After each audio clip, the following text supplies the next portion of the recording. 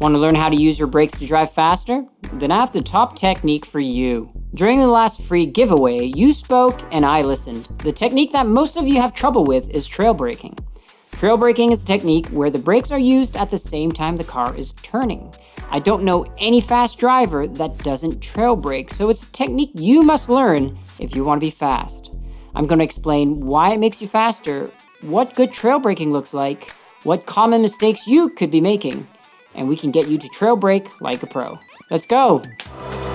Hi, my name is Nick and welcome to Last 10th. It is my mission, whether through my videos or live coaching, to leverage my knowledge of physics and data to help you become a faster, more consistent, and more competitive sim racer and real-world performance driver so that you can find your last 10th.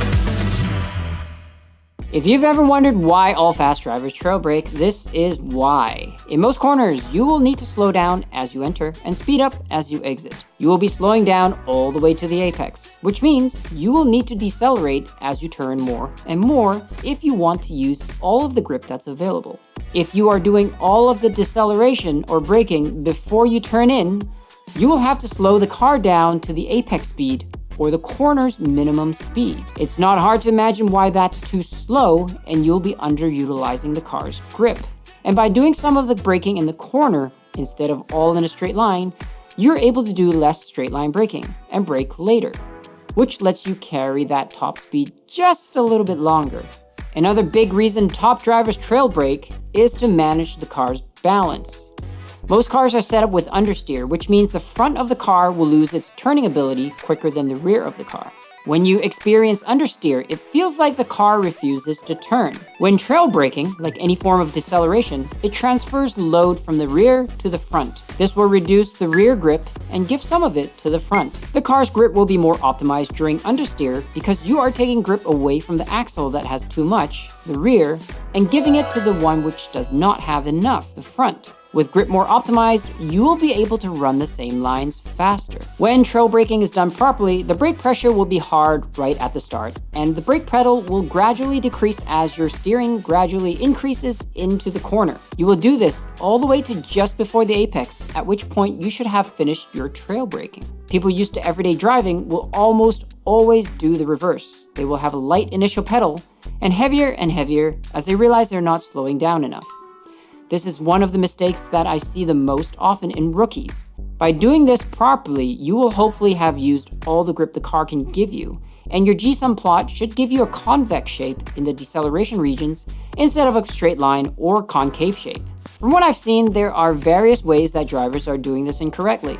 The one that I've seen the most is the abrupt brake release. This is when the driver releases the brake pedal very quickly, and in fact, too quickly. The result is reversal in the load transfer that happens too fast. Grip on the front tires are removed very quickly, which leads to a sudden loss of grip at the front axle. The driver loses the ability to steer and the car won't rotate or turn. If you find yourself having trouble turning the car mid-corner during the pedal transition, there's a good chance this is what you're doing.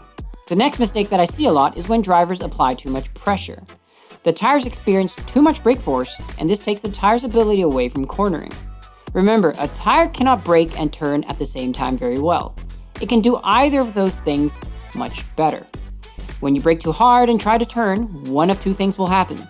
The front tires don't have enough grip for turning, and the car understeers, the car won't turn, and the driver misses the apex.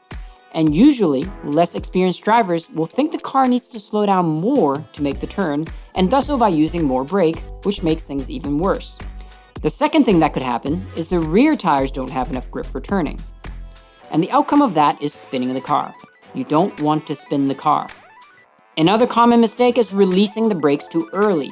This usually results again in a missed apex because the car hasn't slowed down enough. As we know, a faster car requires a larger radius, and a radius that is too large means you will miss the apex and can't get on the throttle. This last one is an advanced mistake.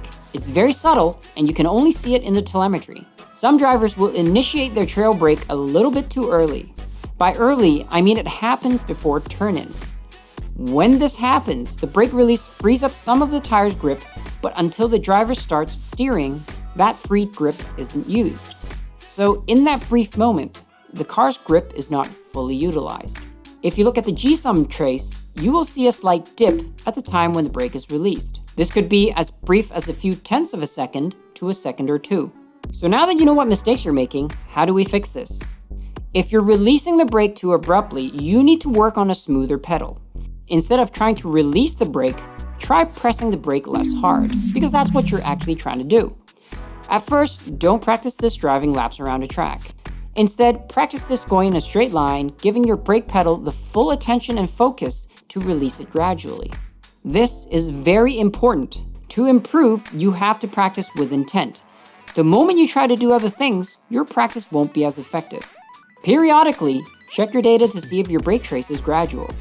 When it becomes much more second nature, start practicing into a corner, but don't try and go fast. Again, you need to have your full focus on what you are doing with the brake pedal, not how fast you're taking that corner. If you're applying too much pressure, you need to learn to release the brake. When you're entering the corner and you add steering, if the car doesn't turn or starts to spin, do not try to make adjustments with the steering wheel. Instead, release the brake just a tiny bit, maybe around 5 to 10%.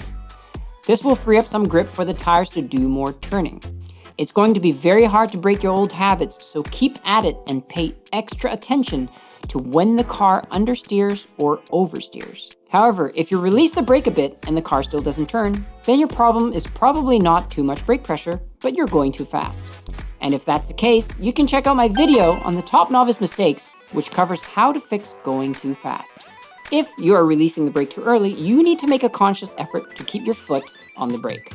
For the purpose of practice, make it a rule that you keep trailing your brakes until you're at or just before the apex. Do not fully release your brakes until you get to this point. If you feel that you're going too slow, it is typically not because you're trailing too much, but it's because you've entered the corner too slow.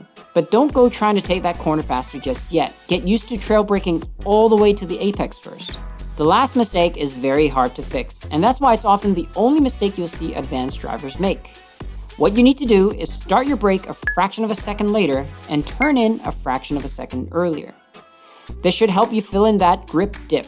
But be forewarned, we're making changes in the realm of several tenths of a second. So first, you'll have to be precise enough to make such adjustments, such as delaying your braking by 0.5 seconds. When you attempt this, it will at first end with the car understeering or oversteering. This just means the timing is off, so go try again.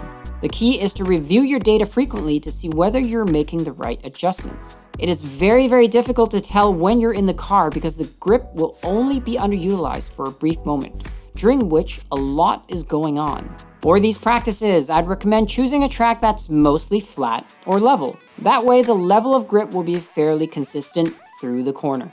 And there you have it, your guide on how to trail brake like a pro. If you found this useful, share it with your fellow drivers and sim racers. And if you have any questions on this topic or anything else, let me know in the comments or shoot me a message on my Discord server by visiting www.lasttenth.racing from your browser.